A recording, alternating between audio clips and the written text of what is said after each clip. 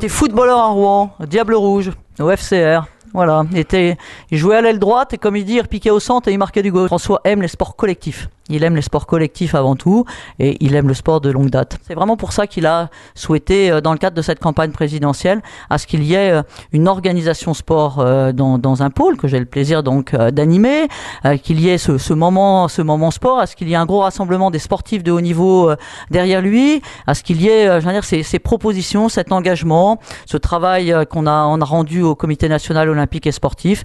Bref, que ça pèse.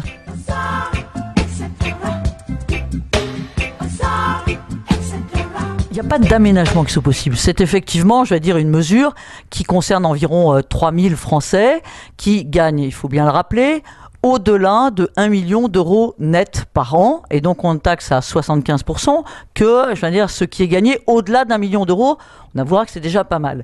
Deuxième chose, je veux dire, on a entendu beaucoup d'excès et il n'y aura pas d'aménagement sur le sujet. Beaucoup d'excès en termes de commentaires. Je crois que le ministre des Sports actuel a dit qu'il y aurait plus que 0 de droits télé, que tous les footballeurs partiraient du territoire français. Enfin, je crois qu'il faut savoir raison garder. Aujourd'hui, vous voulez qu'ils partent où, les footballeurs professionnels? On a 22 clubs, je crois, en Espagne, qui sont dans une situation de ne plus pouvoir payer leurs footballeurs, je vais dire, tous les mois. On a une situation qui est extrêmement délicate également en Angleterre. On a aujourd'hui tout simplement besoin, et je crois que c'est le challenge qu'a pris Michel Platini, de réfléchir à cet équilibre et cette régulation nécessaire du football professionnel.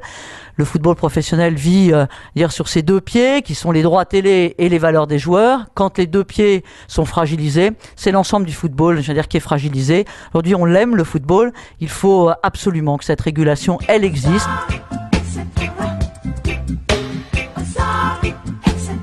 Voilà. Détrompez-vous, je pense pas que Montpellier ait le plus gros budget du championnat de France. Alors, tout n'est pas qu'une question d'argent.